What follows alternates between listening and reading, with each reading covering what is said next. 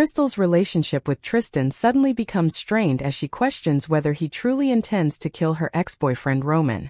Tristan's angry response and loathing for Roman make Crystal fearful, realizing her concern for Roman may run deeper than she's willing to admit. Thank you for your subscription and likes. What would you do if it were you? You can leave your thoughts in the comments section. 18 Wow. My own girlfriend doesn't trust me. I fought the urge to roll my eyes at Roman. He sat across me being a little drama queen. Well, so far you haven't given me a reason to. I shot back. I'm your boyfriend. He yelled. That really doesn't count right now. He placed his hand on his chest and let out a long gasp. Oh my, will you two stop it? It's just a game. Kat snapped from where she sat beside me. This time the three of us let out long dramatic gasps. We were seated at a booth in Chris' mother's bakery playing a card game that Chris had introduced to us. It was called The Resistance. It was basically a strategy-based game where you had to identify who the spy was in the game.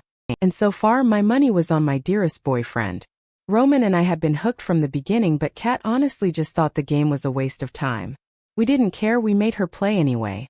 Someone here is trying to jeopardize this mission, and I shall make it my life's work to figure out who it is. Chris spoke in a deep narrator voice. I will not eat. I will not sleep. Hun, you're supposed to be in bed by 10. We heard Chris' mum call as she waltzed past our table to deliver a loaf of banana bread to the customers at the next table. Mum. Chris whined, his cheeks tinting pink. Kat, Roman and I shared a look, each of us fighting off laughter. No arguments, homework, dinner, then bed. She called over her shoulder as she made her way back to the kitchen. Why won't this woman let me be great? Chris muttered, sinking down in his chair. Is little Chrissy fussy now? Roman teased him in a baby voice, using one hand to try and pinch his cheek. Chris swatted his arm away. Says the 18-year-old hanging out with 16-year-olds. Seriously, dude. Don't you have cooler things to do? Like using your AAP candidacy card to literally get anything you want. Roman's eyes fixed on me and his mouth pulled into a smile. My lady is right here, where else would I rather be? Chris rolled his eyes. Gag. Kat yelled. She picked up her cards. Could we please finish this lame game so that I can drag Crystal shopping with me? I wasn't really paying attention to Kat. I was too busy smiling like a goofy idiot at what Roman had just said. What can I say? I was 16 and in love. I picked up my cards when Kat impatiently nudged me. It's your turn. As I was scanning my options, a phone vibrated. It was Roman's. It was on the table. I didn't see the name because he quickly turned the device face down. I rose a brow at him in confusion. Who was that? Foster parents. He muttered. I didn't press on because I knew how touchy of a topic Roman's foster parents were. But I wish I had. I wish I had asked Roman more questions. Maybe then I wouldn't have been so gullible. It had never been just a game to Roman. Wake up. I heard a voice snap before feeling something cover my face.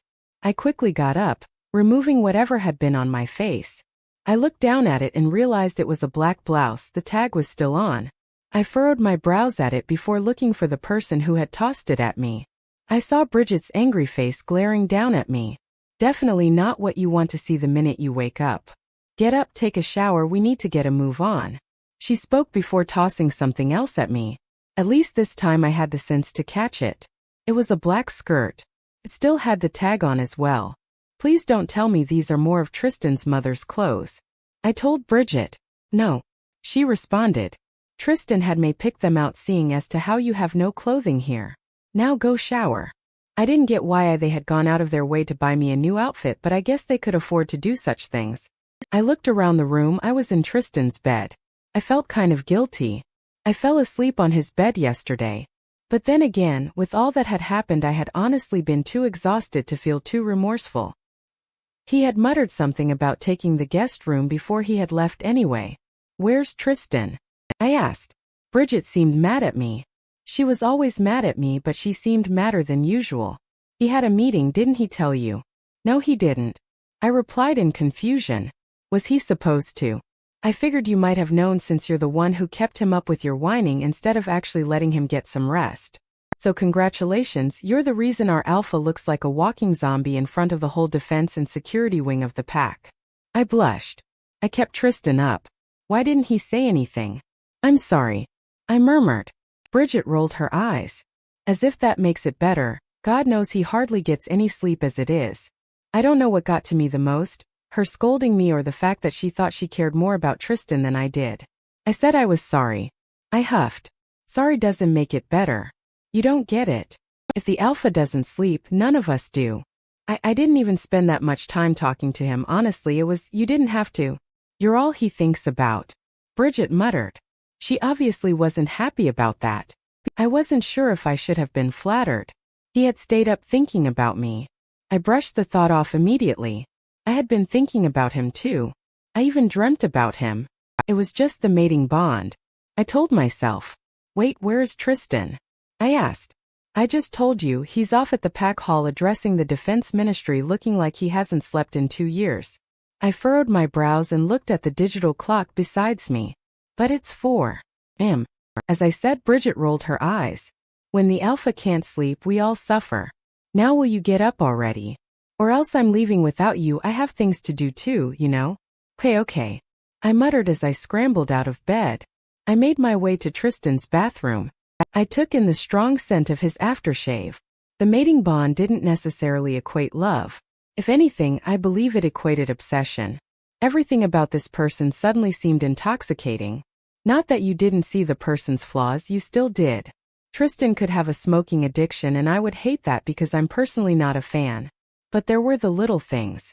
Like the pink in his lips, the rich brown of his hair which reminded me of the color of his wolf's fur, the dimples in his cheeks when he gave those rare smiles. I took a quick shower, the threat that Bridget had given me still ringing in my ears. I guess someone had set up extra towels for me like yesterday, probably one of the maids, and someone had thought to get me shower gel. I had used Tristan's yesterday. I cringed, so I had smelt of him and his mother. I quickly got dressed in the clothes Bridget had brought. Perfect size, 𝐿𝐻 must have a talent. Bridget wasn't in the room when I re-emerged. As I stood there, I had time to realize just how odd this felt. Being in the alpha's manor in Tristan's room, using his bathroom so freely, sleeping in his bed. I didn't even feel that weird about it because, come to think of it, Tristan had been a part of me for almost 4 years. I might have rejected him, but the bond still existed. We might have avoided each other like the plague, but we still had been very conscious of each other's existence. Just knowing that someone is always around, someone who's supposed to be that special to you, creates a relationship no matter how strange or non-intimate. I made my way out of the room. A couple of maids who had been standing in the hallway talking hastily bowed before scurrying away. I frowned. What was that about? Retracing my steps as best as I could, I started heading back to where I knew the kitchen was, but something caught my eyes. It was a wall full of framed photographs. I had never met Tristan's parents, but I recognized them immediately in a wedding photo. Then their faces re-emerged in another photograph of them standing outside the manor holding a little boy's hand. Tristan. He was frowning in the picture. Tristan looked like a perfect mix between his parents. He had his mother's eyes and same shade of hair color, but his father's facial features. Another frame held 3 boys, Tristan, a little older, sitting on a couch in between 2 identical toddlers. The twins. One was trying to put his foot in his mouth and the other was beaming at the camera with his hands raised as if he were on a roller coaster. Tristan just sat there with his chin in the palm of his hands looking bored. Fast forward to a photograph of Tristan as a teenager prom. His arms were wrapped around the waist of a beautiful blonde. I had to look closer to properly identify her. But that was unmistakably Bridget. I was used to seeing nothing but hard glares on her face, and she was usually wearing her uniform with her hair tied back in a tight French braid down her back. But here she had her hair falling in curls around her made-up face in a strappy silver mini dress.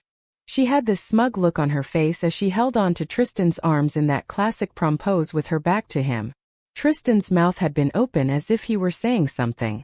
Another one showed him, Peter and Bridget seated on grass somewhere. Peter was the only one beaming at the camera. Bridget and Tristan appeared to be glaring at each other. There were more family portraits featuring Nana Francesca younger and older. The twins at different stages in their lives and Anita. To top it all, there was a large gold-framed photo of a young Nana Francesca, and a man I'm assuming was Tristan's grandfather with a girl who looked about 12 in between them. I could tell that was Tristan's mother.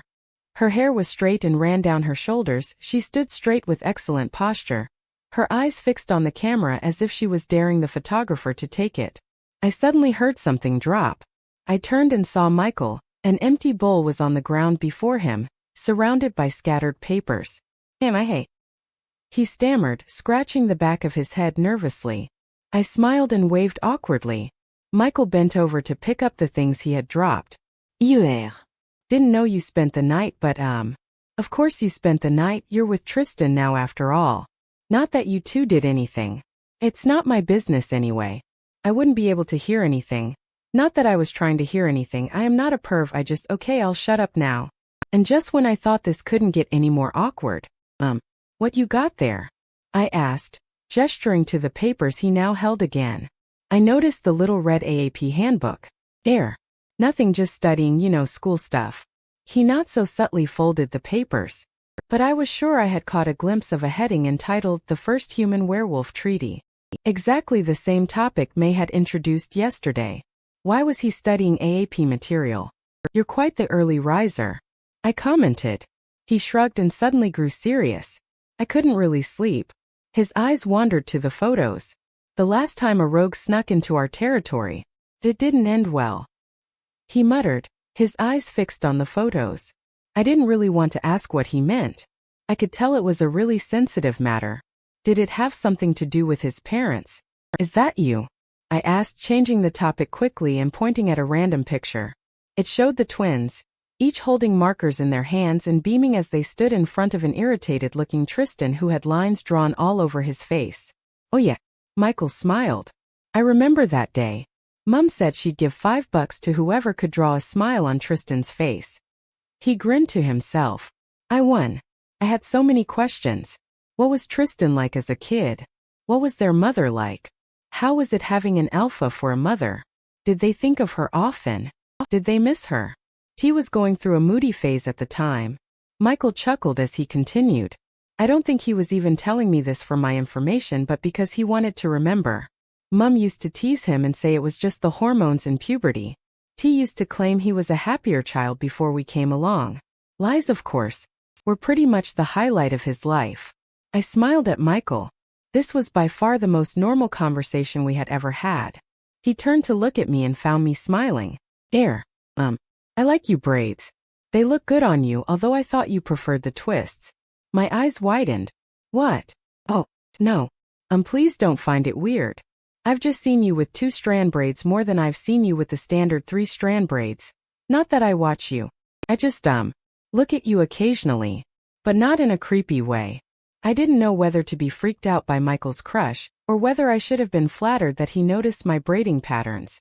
Either way, this must have been more painfully awkward for him than it was for me. Oh, Crystal dear, here you are. Thank God for Anita. She walked towards us, carrying a dish rag in her hands. I'm supposed to get you and Bridget something to eat before you run off. I swear all you kids have terrible appetites except the twins.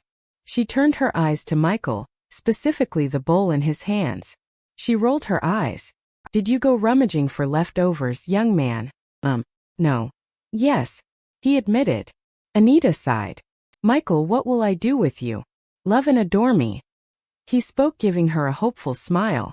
She sighed again. Why on earth are you awake at this hour anyway? Before Michael could even say anything, Anita continued. Dear, you couldn't sleep, could you? Go to your room, dear, I'll be right over with a cup of milk and a tummy rub. She turned to face me. He always gets a fussy tummy when he's frightened. I'm not frightened, Nita. Michael mumbled uncomfortably. I'll be going now. With that he began to walk away. Anita looked after him with a frown. Oh dear. She muttered to herself. Joshua is usually the one who gets the nightmares. I don't think she even realized she was talking to me. Were the twins there when their parents died? I found myself asking. Anita got a faraway look as she stared at the photo albums. Their mother? No. But their father was murdered right in this house. A chill ran down my spine. That's horrible. They didn't see anything. Tristan made sure of it.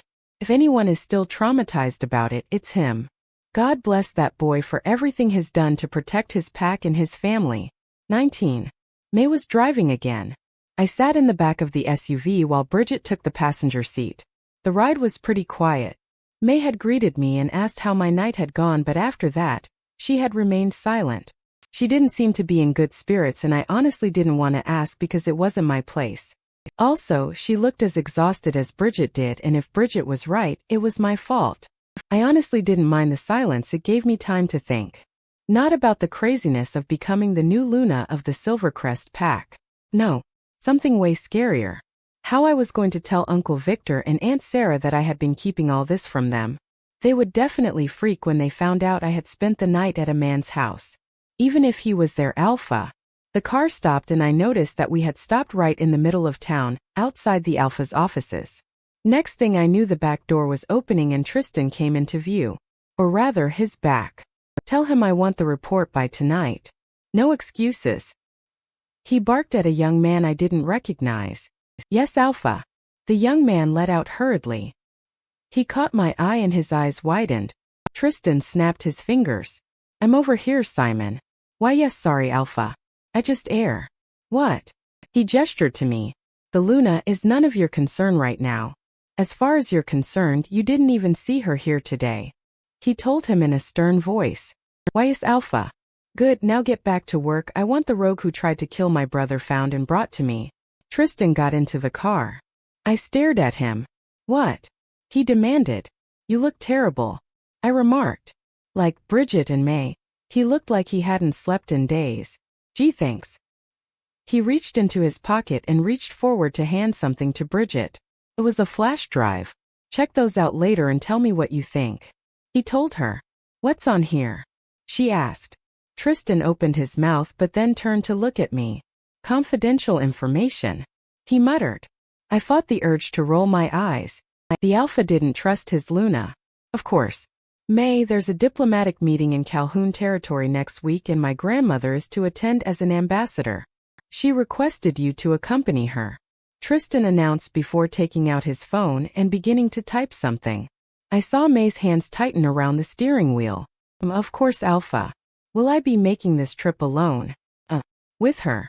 I could understand why she was nervous. Nana Francesca is pretty intense. And judging by the way she had treated May yesterday, I'm guessing they weren't the best of friends. But Tristan didn't seem to know this or care. He didn't even look up from his phone. Mikey said something about wanting to go. Take him.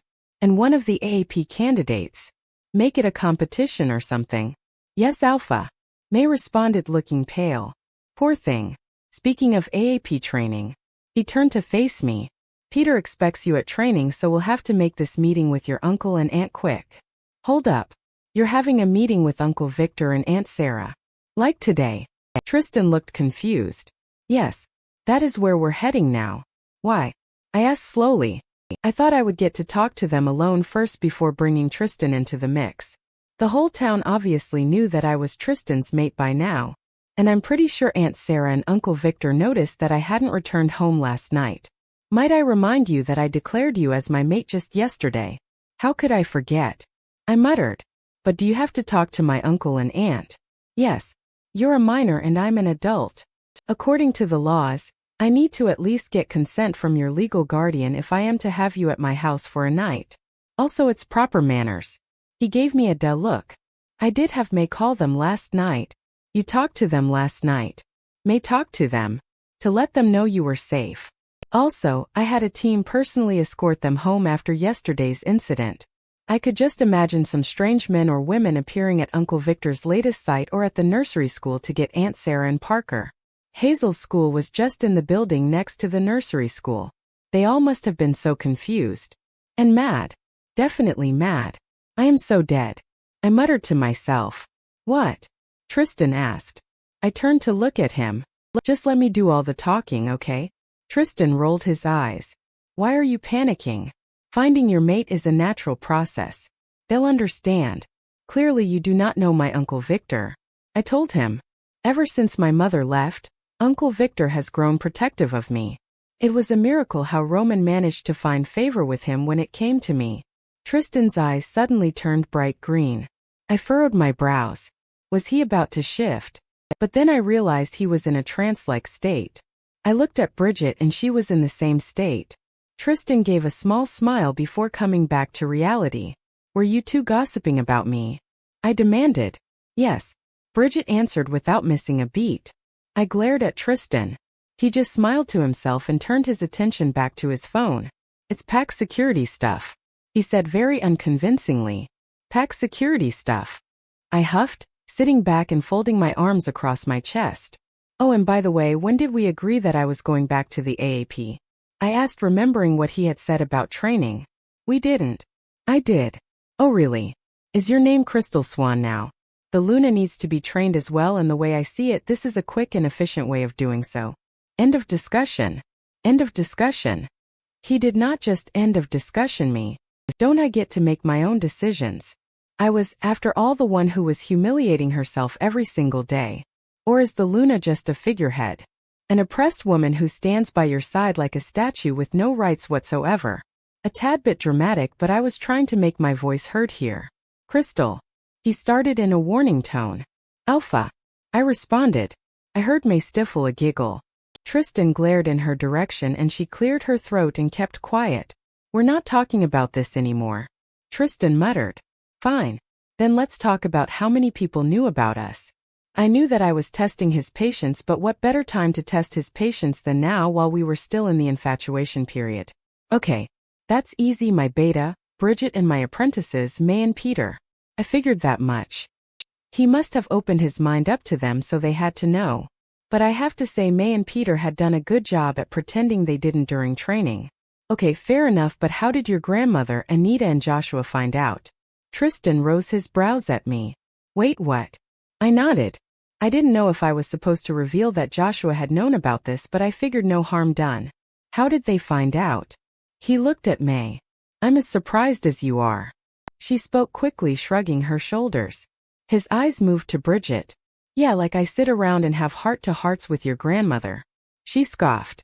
It doesn't matter how they found out. I quickly covered up, feeling bad for ratting them out. My point is, you're not as good at keeping secrets as you think you are. And another thing. Oh joy. More talking. Bridget mumbled. I would feel more embarrassed about discussing these things in front of Bridget and May, but mostly Bridget. But I knew they would find out anyway. They probably already knew about our conversation last night as well. Who was this other girl your grandmother was talking about? Tristan looked up at me, a small smile playing on his lips. What? Are you jealous? Blood rushed to my cheeks. No. I responded immediately. You know one of my exes. I think it's only fair that I know your history. One of your exes? He asked. Oh no, here comes Mr. Jealous Wolf. I didn't say that. I responded quickly. Yes, you did. He retaliated. Slip of the tongue then. I covered up. Answer my question. I could tell he hadn't let it go, but I guess he had chosen not to press. Fine. He looked smug. Too smug. But I don't see the point. You already know her, isn't that right, Bridge? I froze. Was it truly jealousy? I mean, Tristan and I weren't technically a thing. So I didn't have the right to be jealous, right? I looked at Bridget, gorgeous Bridget with her long blonde hair, her sparkly blue eyes and her flawless skin. Me jealous? Piss ape. No way. We're here. May announced just as she parked right in front of my house. I felt my heart beat faster. I whipped my head to Tristan. Be cool. I told him. He rolled his eyes. Try taking your own advice. He got out of the car. Gee, thanks, partner. I sucked in a deep breath just as May opened the car door for me. I gave her a nervous smile. She returned a reassuring one. Everything will be okay. She told me. I sure hope so. I got out of the car. I walked around the car with May. We found Tristan and Bridget standing waiting for us. Are you ready? Tristan asked me. No. I responded. Maybe we should take a few minutes to figure out what we're going to say. Tristan rolled his eyes. Crystal, I have things to do, so you go ahead and wait out here. I'm going in. He turned and started walking towards the front door. Did he just walk away from me? I looked at May. She shrugged. Bridget just looked at me impatiently and nodded towards Tristan. Well, follow him. She ordered. Unbelievable. I jogged up to Tristan, who had already gotten to the patio. Not cool. I hissed at him. He just rolled his eyes. Wasn't this supposed to be our honeymoon period? He was supposed to be super infatuated with me and willing to do whatever I asked these next couple of weeks. Everyone said so. Well, ring the doorbell. I told Tristan. He rose a brow at me. You live here. He pointed out. I don't have my keys. They had been in my backpack which I had left at school. Tristan looked irritated as he pressed the button that caused the ringing. Please don't be Uncle Victor. Please don't be. The door swung open. Aunt Sarah. Of course she'd be the only one awake at this hour. Hi Aunt Sarah. I spoke with a nervous smile and an awkward wave. Sorry for showing up at this hour, but I felt myself being pulled forward, and next thing I knew, Aunt Sarah was squeezing me tightly. Young lady, you have no idea how worried I was. Everyone is saying you were there when the rogue attacked Joshua Melrose, and I was so afraid. Then next thing I know, we're being escorted home, and we get a call saying you're Sweetie. Yes, Aunt Sarah. She slowly pulled away from me. Her eyes were fixed on something behind me. The Alpha is standing behind you. I stepped aside. Yeah, Aunt Sarah, so it's true. I nodded slowly. Oh dear. She looked about ready to faint. Wow, that is, where are my manners? Welcome Alpha, oh do please come in. Tristan nodded. Thank you, Mrs. Benson. Aunt Sarah widened her eyes me. I shrugged. I really didn't know how to respond to her right now. This is our kitchen, sorry it's a mess. We're having an incident with our last born. Aunt Sarah bent to pick up a plate from the floor. There was some yellow paste stuff spread all over. The floors, the walls, the counters. What happened? I asked as I started picking up Parker's crayons which had fallen on the floor. Parker got into my secret candy stash. Aunt Sarah sighed. Aunt Sarah keeps some candy bars in the kitchen pantry for the kids in the class she teaches as a special reward for certain accomplishments. We keep it a secret from Parker for obvious reasons. The only thing worse than Hurricane Cat in this house is Tornado Parker. Yikes. I spoke, suddenly grateful I hadn't spent the night here. Yikes would be right. Aunt Sarah responded. Imagine a child on a sugar rush. A werewolf child on a sugar rush produces 10 times that energy, especially since they haven't begun shifting yet, and have no better way to release the energy. Where is he anyway? I asked. It was uncharacteristically quiet. You'll never take me alive. Spoke too soon. I rushed to the kitchen door opening into the dining room and the living area. Parker was running around carrying a chair over his head wearing only his underwear. Parker, get over here. I heard a deeper voice yell followed by heavier footsteps. Uncle Victor came running out as well. Daddy, he's getting faster. How is that even possible? Hazel appeared next carrying one of her butterfly nets. He broke my matte black nail polish. I swear when I get my hands on that brat. Kat came marching out after them. I quickly shut the door and turned to look at Tristan, who just looked confused. Clearly, this isn't a good time, so maybe we can meet again some other time. I suggested. It's Parker, right? He spoke. I nodded. Let me try something. Tristan pushed off the island where he had been leaning and walked towards the door I still held shut. Maybe you shouldn't. It's pretty chaotic in there. I told him. Trust me. He told me. Well, I did try to warn him. I moved away from the door and let him pass. Not exactly how I had envisioned Tristan meeting my family for the first time. Tristan walked in. Aunt Sarah gave me a questioning look. I shook my head. I didn't know what to tell her. I hadn't even been planning on bringing the mighty alpha of the entire pack into her house before the sun had even come up. We followed Tristan, both curious on what he planned on doing. He stopped in the living area where Parker had climbed onto the TV stand. Uncle Victor held his arms up looking ready to catch him if he fell. Come on champ, you need to get down now. Yeah, so that I can kill you. Kat seethed, balling up her fists. Not helping. Uncle Victor told her. All men must die. Parker shouted, punching a fist in the air. Did he just quote Game of Thrones? Okay, who had let this kid watch GOT? The chair he had been carrying earlier was on the floor, missing a leg. Now would be a really good time to try whatever it is you wanted to try. I spoke in a hushed voice to Tristan. I was getting to that. He responded. He stepped forward and cleared his throat. The whole room quietened down. Hazel's eyes widened, Uncle Victor's jaw dropped, and Kat looked like she was going to pass out. Alpha Tristan is in our living room. Hazel choked out. We can see that, Captain Obvious. Kat responded. Tristan walked closer to the TV stand. Parker Benson. A boy has no name. Oh my gosh. Parker. Tristan took another step closer. I order you to get down from there and listen to your parents. Tristan's voice had taken on that authoritative tone. The alpha's voice. Yes, sir. Parker spoke quickly before climbing down and running to Uncle Victor's side. Everyone stared at him in amazement, including me. He shrugged. I have twin little brothers. They got sugar rushes all the time. This is how my mother handled them.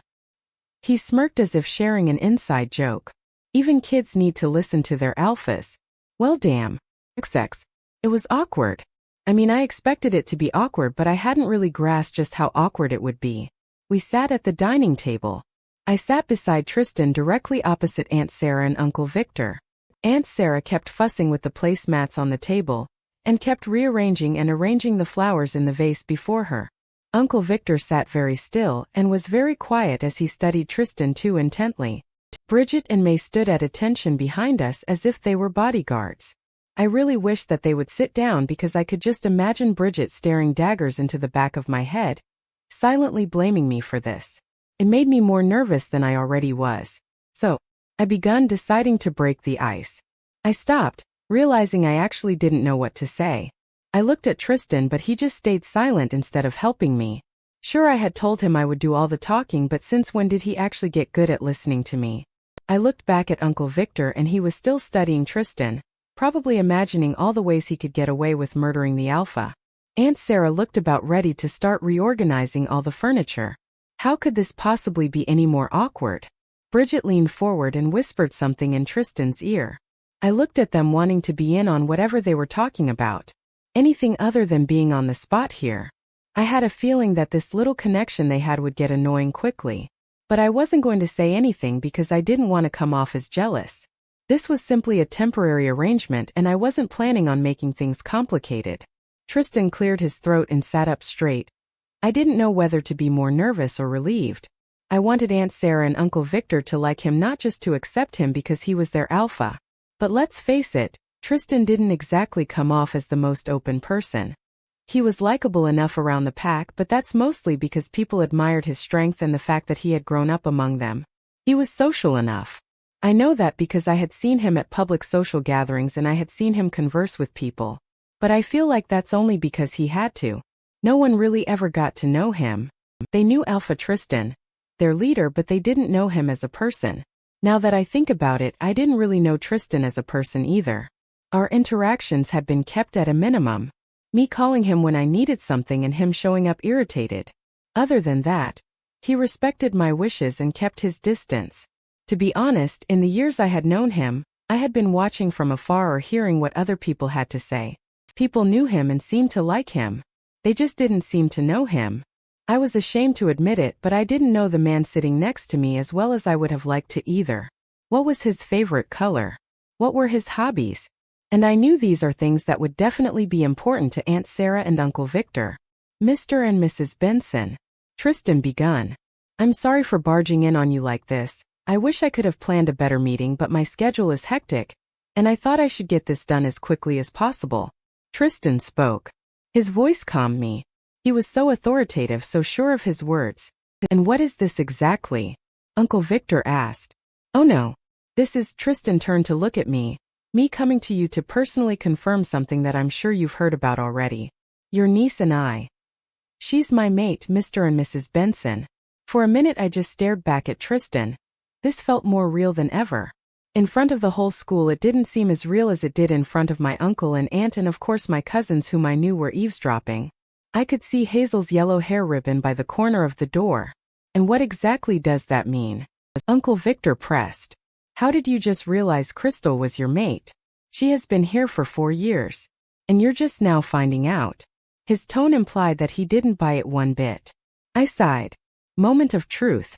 The truth is, I've known that Tristan was my mate for quite some time now. I confessed. Aunt Sarah gasped. What? How? And you didn't tell us? Uncle Victor was quiet, but you could see the disappointment in his eyes. When did this happen exactly? Aunt Sarah asked, looking about ready to pop a vein. I was away at college when Crystal moved to Woodfell. Tristan explained. I only got back when she had been here at least 3 months. And we met in the middle of the woods. I was taken back to that day. Walking through the northern woods aimlessly and in tears. I hadn't been expecting to run into anyone or any wolf. The minute I crossed the border, I sensed her. His eyes bore into mine, as intense as they had been that day. I had to find her. I remember looking into that wolf's flashing green orbs. I remember being mesmerized, recognizing what was happening that minute. I remember him shifting and not even paying attention to his nudity at the moment, just his eyes. Because they are what captivated my inner wolf, they introduced him to me. They claimed me. Mine. He had declared. I was brought out of my thoughts when he had spoke. Who are you? I had asked. What's your name? He had stepped forward. Tristan. Tristan Melrose. What's yours? I remember having played with the name on my tongue, Tristan Melrose. My mate. Considering I had just learnt about the concept 2 months ago, something in me stirred. I had found my person. Someone who was mine. He was a complete stranger, sure, but he was mine. The fact that my parents had abandoned me didn't matter. The cute Roman boy I had met who worked for my uncle didn't matter. Nothing but him mattered at the moment. Tristan Melrose. Wait a minute. I had heard that name before. I remember taking a shaky step back from him. Tristan Melrose, as in the Alpha. He had nodded and stepped forward as if that wasn't a big deal. His eyes were still stuck on me. And you rejected her? Uncle Victor asked. My head spun to look at him. Why do you just assume that I'm the one who got rejected here? I demanded. Uncle Victor looked a bit embarrassed. Well, didn't you? I narrowed my eyes at my uncle. No. I rejected him. I regretted the words the minute they left my mouth. Aunt Sarah looked shocked while Uncle Victor looked proud. Only he would be happy about me curving my literal soul mate. Did this man honestly expect me to be single forever? I turned to give Tristan an apologetic look, but he just looked away from me. I wanted to get help from May, so I turned around and was instead met with a deathly glare from Bridget. I cleared my throat as I turned back. The timing wasn't right at the time. I quickly added to cover up, but clearly that didn't do anything to help. Remember the temporary empathy link I had talked about that got established between mates in the first 2 weeks? Well, I could feel a bit of what Tristan was feeling right now, and I knew that I had offended him. And the timing is right now. Uncle Victor rose his brows at me. A question was screaming on his face. Why? Mr. and Mrs. Benson. Tristan spoke. The attack yesterday cleared up my prospects. I never want to see Crystal get hurt. Then hire a bodyguard for her. Don't imprint on her against her will. He yelled. Oh snap. I could tell that he had been boiling for some time, and now his lid had finally blew. With all due respect, sir. I could hear Bridget stepping forward. You should be careful about how you address your alpha. She spoke in a threatening tone. Tristan stood up and eyed her down. Bridge. He spoke in a warning tone. Uncle Victor rose. Honey. Aunt Sarah spoke, frightened. I don't mean any disrespect. Uncle Victor spoke stiffly. But Crystal is a minor, and you can't just force her to be your mate after she rejected you. What about her rights? Something was about to hit the roof. I stood up. He isn't forcing me. I want this too. I told Uncle Victor. I don't know why I didn't just tell them the truth. I guess I just didn't want to get into all that. If that was true, you wouldn't have rejected him in the first place. Uncle Victor rose his voice. Aunt Sarah saw that things were getting out of control. She rose and placed her hand on Uncle Victor's chest. "Okay, Victor, why don't we just calm down?" She urged him nervously. "Yes, Mr. Benson, we wouldn't want any problems." Bridget's voice was low and threatening. I looked at Tristan. He needed to control his beta. As much as I was scared of her, I couldn't stand here and let her threaten my uncle. But we do have a problem here. The alpha of the Silvercrest pack abusing his power to claim my little girl. Tristan glared at Uncle Victor. I wanted to stop him before he said anything. Uncle Victor, that's not what's happening here. Let me explain. My head swam for excuses that I couldn't seem to grasp. Crystal, don't lie to your family. Tristan spoke eventually, his eyes not leaving Uncle Victor. The only reason I claimed Crystal is because the threat of rogues is in the air and I believe Roman is one of them. I looked at Tristan in shock. I hadn't been expecting him to actually tell them the truth. That Roman was behind the attack. Aunt Sarah asked. Her face drained of color. I suspect he was. I caught his scent just a few days ago. I have reason to believe that he is in the area. My head turned to Tristan. I felt my heart stop for a second. He definitely didn't tell me that. You saw Roman. Uncle Victor was breathless. No. Tristan spoke curtly. But I know it was him. It felt like my heart had stopped. I had heard his voice that day. The twins, their conversation about the security breach. Joshua had said it just yesterday. I guess I hadn't wanted to believe it. But with Tristan saying it. Tristan, who hated Roman most of all. I'm protecting her. He continued, not looking at me. Deliberately, no doubt. I couldn't believe it. He had actually almost had an altercation with Roman and hadn't told me.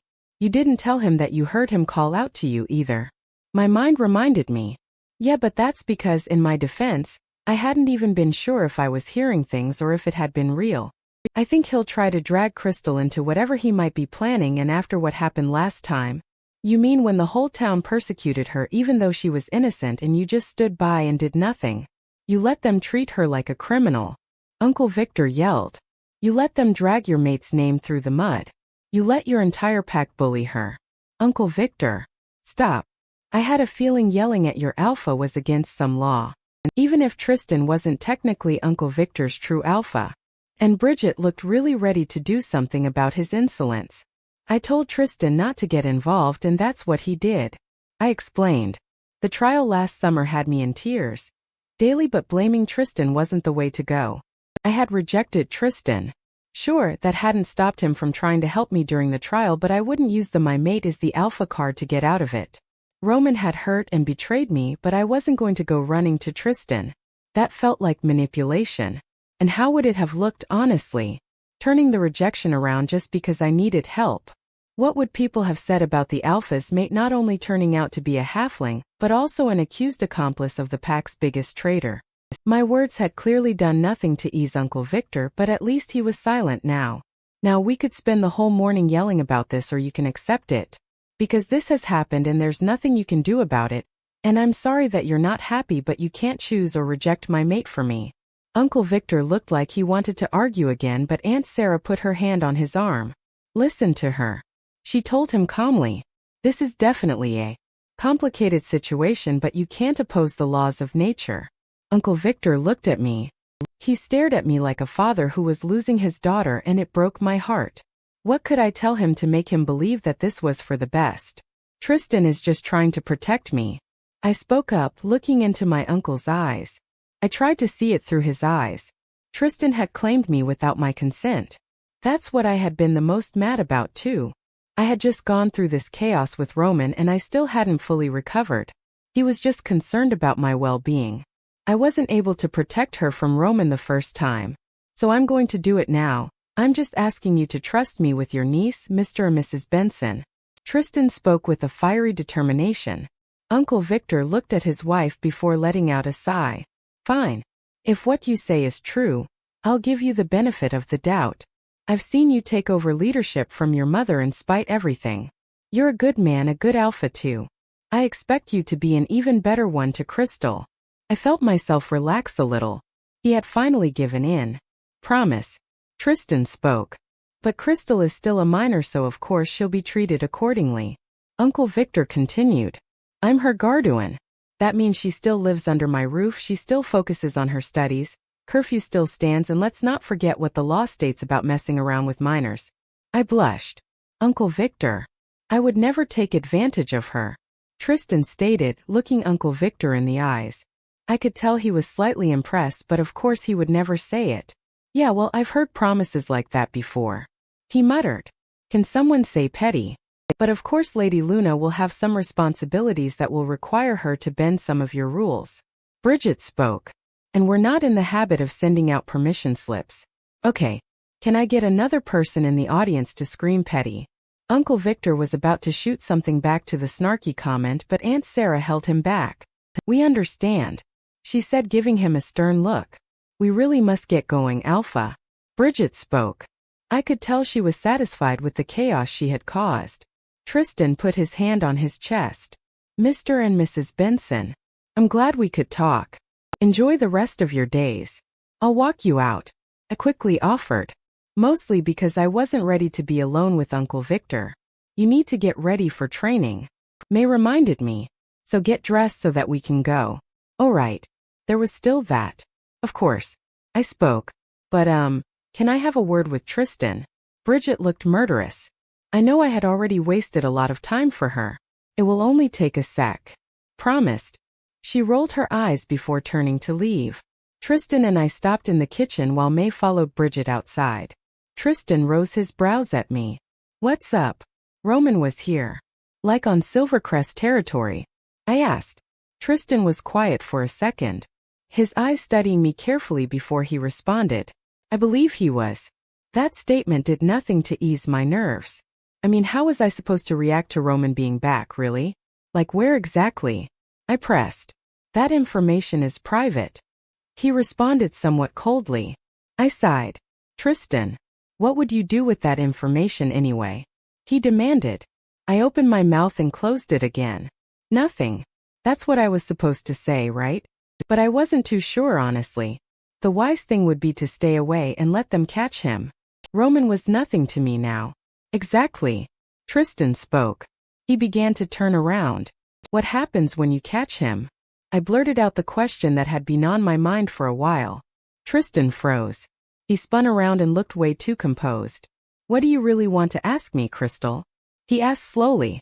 I sucked in a deep breath. I'm asking if you plan on killing Roman. I spoke in what I hoped was a level voice. It was the only conclusion to this. Roman had betrayed the pack and Tristan himself. They would want blood. Let me guess. Tristan let out a humorless laugh. You don't want me to. I silently shook my head. Roman had done something terrible, but he didn't deserve to die. You can't kill him, Tristan. Even as I spoke the words, I felt him grow angrier. He clenched his fist. Of course you're still defending him. Tristan, this has nothing to do with Roman as a criminal and an enemy of the pack. And if he indeed had something to do with my brother's attack, I can assure you he'll get what he deserves. With that, he spun around and stormed out of the house. I was left frozen to my spot in fear. Fear for Roman. Well, you've definitely gotten yourself in quite the predicament, cousin. I turned around and saw Kat staring at me with her hands folded across her chest. So that's how you got the candidacy, huh? Sleeping with the alpha. She spoke. My eyes widened. I am not sleeping with Tristan. She shrugged. I know. You would never do anything that fun. There was a glint in her eyes and I immediately saw my old cat. She cracked a smile. Oh cousin, your life just became my new favorite TV show. The Tragic Life of Crystal Swan. She shrugged. Well, I was going to call it The Dysfunctional Life of Crystal Swan, but that works too. I groaned. What am I going to do, Kat? She frowned. She held her hand out. You can start by explaining everything from the beginning. 𝐋𝐮𝐬 stumbled through the woods. Don't be mad. They told me. These things are normal. She'll come back for you. She loves you. Lies. All lies. They were all lying, pretending to care. Acting like this was what it would take to protect me. But who were they really protecting other than themselves? They were protecting themselves from having to tell me the truth. Which was simply my parents ditched me here because they didn't want me. It wasn't exactly the easiest thing to tell a 14-year-old girl. So they lied and made empty promises about my mother coming back for me. Is it weird that somehow I had known? Not that she would desert me, but that she would never look at me the same. The day I had fainted in PE and they had to call my mother. How I had to miss a whole 2 weeks of school, a freaking animal's tale had emerged from nowhere. The constant fevers and bursts of energy. The splitting headaches that my mother would later sit me down about and explain as the changing. But of course the biggest bombshell being her telling me that werewolves existed and that we couldn't tell Dad because he was human and would freak out to know that his wife and daughter were part animal. Van Cliff wolves, she would call us. A nearly extinct species. She would go on to explain that the man I had only met a total of 3 times was my Uncle Victor right before she would leave me at the border of Woodfell with him and his wife waiting there. It's okay, baby girl. She would try to comfort me as she stroked my hair. Mummy loves you, okay? She loves you so much. She would then take the crescent necklace that hang around my neck, and then take out her own from under her sweater. Necklaces they had both been wearing since her 3rd birthday. Her father would poke fun at them and say, I want in on those friendship necklaces too.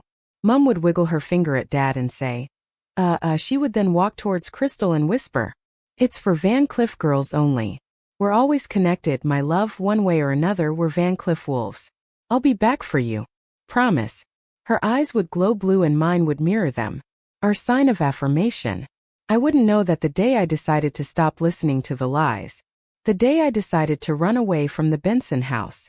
I didn't know that was the day a confused 14-year-old would also meet the young alpha of the 𝐿𝐵𝐼𝐺𝐻 pack. He would turn out to be her mate and she would reject him. So you managed to keep a secret this big. Kat spoke incredulously as she shut her locker. We were in the girls' locker room. She had just finished her intense level 4 PE class, which made me grateful that instructor Peter, or I guess just Peter now, had taken it easy on us today. Clearly everyone was tired and still shaken from yesterday. Joshua hadn't shown up for obvious reasons, so we didn't do the excruciating run. B was hella moody and wasn't really doing anything or talking to anyone. Courtney was her usual Courtney self, though her glares at me had pretty much intensified. If she kept it up, she would definitely rival her sister. Peter also looked tired, and I bet he was, but fortunately he didn't seem to throw any accusatory looks my way. He just gave us some basic climbing exercise, which go figure I had still sucked at. I guess becoming Lady Luna didn't give me a boost in athletic ability. Andre helped me out though. I wondered if his sudden act of kindness was because of my new boost in status, but I decided that wasn't it, because when I had thanked him, he had just shrugged and gone to make Allison go for a run with him. I guess Andre was honestly just the type who didn't care about the status quo. He was just here because he was genuinely extremely equipped physically. He had no ties to anyone close to the alpha or anything. He was here because of merit. Kat tried to stuff her blue 𝐿𝐵𝐼𝐺𝐻 prep hoodie in her already too full locker. The girl had 2 lockers in school, yet she still didn't have enough space. Whatever she put in them was a mystery to me. Girl, I can't get you to lie to my parents about anything, and yet you kept a whole 20-something-year-old man away from them. 22. I muttered. I was seated on a bench while she stood. Yeah, we'll talk about your weird fetish for older guys later. She waved me off. I placed my hand on my chest, taking offense. The locker room was empty, which was the main reason we were here. We needed the privacy. All day teachers and students had been treating me differently. They whispered and stared and actually greeted me fondly. Like they all hadn't thought I was a spy not too long ago. I was grateful for Kat and her loud mouth for once in my life. She had up front told a professor who had told me my hair looked good today to stop being a fake bee. Fortunately, she hadn't gotten in trouble. Okay, so you're telling me you could have been Lady freaking Luna 4 years ago, but instead you rejected the freaking smoking hot alpha because why? And don't say Roman, because you two weren't even a thing then. I don't know. I sighed. I was feeling lost at that time. I was angry, and I definitely didn't need to want to become the Luna of a pack that despised me. Why didn't you tell Tristan that? Kat asked, looking at me sympathetically. He would have totally kicked the asses of whoever messed with you. I didn't want him to have to make anyone like me. I spoke. Kat rolled her eyes. She came to sit beside me. Not everyone has to like you, right? They should, because you're freaking awesome, but if they don't, that's on them and their bitter, hate-filled hearts. A lot of people didn't like Tristan as our alpha in the beginning because he was too young and had some serious alcohol problems. I looked at Kat. I didn't know that. Tristan had alcohol problems. Oh yeah, he was a mess. She spoke as if it was nothing. But he got sober and went to college and came back all smart and started making all these reforms that made everyone richer, and now everyone loves him. Okay, but that's Tristan. He was born here and has lived here all his life. I haven't. And quite frankly, I just didn't want to burden him with myself. Kat put her arm around me. You're not a burden. Yeah, exactly why my parents hadn't wanted me, huh? But I didn't say that. I just accepted Kat's comfort and placed my head on her shoulder. Well, now I'm the Luna whether I like it or not. Even if it is temporary. I sighed. I didn't know what responsibilities Bridget had been talking about, but I was already nervous about them. Hey, chin up. Kat spoke encouragingly. Do you know how many perks come with being a Luna? We can literally have whatever we want for free, we can do whatever we want, and everyone has to listen to us. I took my head off her shoulder and rose my brows at her. Sis was really out here acting like we were carrying this burden together. Kat rolled her eyes. Babe, I know I have been a raging monster to you these past few days, and I'm sorry, but I am quite literally your only choice for beta. Lunas don't get betas. I pointed out. Which is incredibly sexist. Kat exclaimed. The last alpha of this pack was a woman. I reminded her. Besides, technically Tristan's betas are my betas. I was pretty much frightened at the thought of having to give Bridget an order that I almost shuddered. Whatever, alphas change the rules all the time. We'll just talk to my new cousin-in-law later. Wait, alphas can change the rules, but what about Lunas? Do you think I could get a say in what would happen to, let's say, an enemy of the pack? Kat shook her head slowly. I don't want Roman to die either, Chrissy, but trust me when I say you can't go around petitioning to save him. We just barely managed to prove that you weren't his accomplice. If they catch him and you fight for him, they'll burn you at the stake along with him, and neither Tristan nor Dad or Mum will be able to do anything about it. I groaned in frustration. He lied and deceived me. I should want him to get what he deserves, but I just can't stop praying that Tristan and his army don't find him. I admitted guiltily. I looked up at Kat. Is that wrong? She rubbed my shoulder. You loved him. He turned out to be a tool, but you still care. I don't think that's wrong. You just have a good heart. I didn't want to care anymore though. I wanted to be disgusted whenever I heard his name like everyone else was, but I just couldn't. Kat was right. I had loved him. Speaking of loving Roman, I begun in a small voice. Chris told me that you, I took in a deep breath. Just spit it out, Crystal. Did you have a thing with Roman? Before I moved here? Kat rolled her eyes. I'm going to murder that little, don't be mad at Chris. I made him tell me. I quickly covered up for my friend who I definitely did not want to see die. Kat looked away from me. I have never had a thing with Roman. Not before you were with him, and definitely not during or after. She clenched her fist and this time spoke in a small voice. But I did have a thing for him. I was quiet. I could tell she was having a hard time talking about this. I liked him, okay. He just didn't like me back. And then you come along and he's totally smitten. I remember rushing to Kat in our room after my first encounter with Roman to tell her about our encounter. She had simply rolled her eyes and continued flipping through a magazine. Don't waste your time. No one is good enough for him. I hadn't realized at the time that she had shot her shot. I couldn't imagine anyone ever rejecting Kat. I know she hangs out with the outcasts of the school, but I always saw Kat as someone any guy would want. She let out a humorless laugh. That's why I was so mad at you. Because everything I want goes to you without you even having to ask. Roman, the AAP candidacy, my parents' love and affection. Even my little siblings seem to like you more than they do me. And now, you're pretty much the leader of our pack. I just have to blink and something else is handed to you. She didn't sound angry or resentful. Just wistful, really. I took her hand in mine. Your parents are here and they adore you. Hazel would never tell you this because she's your little sister, but she looks up to you and so do her friends. They all idolize you. And let's face it, Parker's allegiance is to anyone who gives him sugar. Kat laughed. I smiled at her. But he adores you either way. My AAP candidacy is probably a scam or a practical joke because I humiliate myself literally every day. And as for Roman, I think you should be relieved that he didn't drag you into his chaos. Your life is perfect, kitty cat. I bopped her nose. And as Chris once said, you will go on to do great things with or without the AAP. Kat smiled. I guess I won't be killing the jerk after all. Great. I wouldn't want to lose my only other friend at school. Oh, trust me. Everyone will want to be your friend now. I groaned. Arg, I don't want that. Kat grinned at me. Don't worry. That's what I'm here for. Don't fret, dear cousin. This is your kingdom and you are the queen. Whatever these commoners have to say about it is none of our concerns. I looked at Kat and immediately regretted introducing her to Game of Thrones. I took her hand in mine and patted it. Catherine, relax. Nothing has changed. I don't want any unnecessary attention.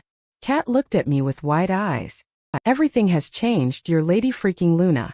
Literally the whole student body present in the cafeteria turned to stare in our direction. Even the lunch ladies. I was frozen in my spot, clutching Kat's arm. That's right. She grinned in satisfaction, not seeming as mortified by the attention as I was. Just then I noticed Joshua Melrose walking towards us, a crutch in his left hand. He winced with every step and he honestly didn't look too stable. Michael walked beside him, flinching with every step as if he felt his brother's pain too. They stopped in front of us. Could you be any louder, Catherine? Joshua asked with a roll of his eyes and a scowl on his face which I had honestly gotten way too used to seeing. Seeing Joshua Melrose with a different facial expression would probably confuse me more. Catherine folded her arms and looked at Joshua from head to toe. And could you be any more gloomy, Squidward? We get it, you took a beating. I cringed. Oh, Catherine. Michael snorted out a laugh. Joshua gave him a death glare. Michael shrugged. Hey, it was a good one. Then what does that make you? SpongeBob. Joshua shot back. Michael beamed at him. Happy and adorable. Loud and annoying. Joshua deadpanned. Michael's face dropped. You're lucky someone already had a go at you. Why are you here anyway? I spoke up. When Joshua hadn't shown up for training, I had just assumed he had stayed home, and for good reason too. Josh is an idiot. A stubborn idiot. Michael glared at his brother. Joshua rolled his eyes and turned to look at me. We're just here to get you. He spoke. Get me? I asked in confusion. So that you can sit with us at our table. Michael jumped in. He then turned into the nervous wreck he usually became when he spoke to me. That's if you want to. He added, wringing his hands. We could easily sit at your table. He offered. I opened my mouth to say something, but Kat beat me to it. Hold up. She raised a hand. What makes you think you're worthy to sit, or even hang out with Lady Luna? I fought the urge to face-palm myself. The fact that I get fried if I don't. Joshua held up his hand that had the bracelet. Kat looked confused. They're proximity bracelets. I explained to Kat. We got them in AAP training. I can't be more than 10 feet away from Joshua. If I am, this thing gives me an electric shock. I pointed helplessly at the band. It's not that I didn't want to hang out with Joshua. That's not true. The fact of the matter was that Joshua and I weren't friends. And I might have forgiven him for what he had said in the woods, but I still had a long way to go until I forgot. Fine, we'll grace you with our presence for today. It will be like the good old days, huh? Kat grinned at the twins. I forgot that this was actually once Kat's friend group. The girls definitely won't like this. Michael muttered. Kat's smile got bigger than I have ever seen it. Perfect. She walked ahead of us. Well, come along, guys. I sighed. Joshua rolled his eyes. Michael just muttered, same old Kat. I followed behind the twins. Michael kept giving his brother nervous looks as if scared he would fall over. I saw B and Courtney look up and give Kat a look of distaste as she approached their table. I could just imagine the rest of the student body looking on with bated breath, waiting for the inevitable drama to brew. What are you doing? B demanded as Kat pulled back a chair. Sitting. Kat gave a sweet smile as she lowered herself onto the chair. Good to be back. Josh. B snapped. Joshua lowered himself into the chair next to her. We talked about this, babe. Yeah, you said Crystal. Not her. I don't think I had ever heard B actually say my name. This, she pointed at Kat, who was still beaming, is not right. You're right. Kat spoke. She stood up. I looked on in shock. Kat definitely wasn't one to back down this easily. Especially when it came to B and Courtney. Someone's missing. She looked around the cafeteria until she spotted what she was looking for. Chris, darling. Over here. She yelled. As if we didn't already have the whole cafeteria's attention. Chris, who was standing in the cafeteria line all the way across the room, about to bite into an apple, froze. He looked around nervously, clutching his lunch tray. A lot of students had turned their attention to him. His eyes widened and he shook his head. Kat's expression hardened. Come here. She spoke through gritted teeth. Chris let out a sigh and, I bet, muttered a prayer before making his way towards the table. I noticed him pointedly trying to avoid eye contact with anyone else. He stood beside me and smiled nervously. Hey everyone. He gave an awkward wave. He leaned closer to me and whispered, what the actual hell? I just gave him a shrug in response. This was all Kat being passive-aggressive, not me. Guys, sit. Kat demanded. Well, maybe we should all just. Kat cut my words short by shooting me a glare. I guess we're sitting. I spoke as I grabbed Chris' arm and dragged him to the table. I sat beside Kat and he took the chair next to mine. Well, isn't this nice? Michael muttered as he himself took the chair in between Chris and Courtney. I'm leaving. B announced as she pushed back her chair. Joshua held on to her arm. Come on, stop being dramatic. Dramatic. B seethed. Bad choice of words, brother. Michael muttered. B slammed her palm on the table and Joshua sighed in exhaustion. You know what? I'm not even going to start with you. It's bad enough what you did yesterday. What? Almost dying. Joshua asked sarcastically. B looked at him, outraged. You're unbelievable. Joshua sighed. Could you please just sit down so that we can eat, babe? He spoke in a surprisingly level voice considering how much B was freaking out. Not with them. B spat before turning and storming away. Courtney got up as well. She glared at me, then Kat, and finally Joshua. Nice going. She spoke in accusation. This is my fault. He asked in disbelief. It's all your faults, but you're more accountable. She told him. With one last goodbye glare, Courtney left as well. Joshua let out a huff and rubbed his temple.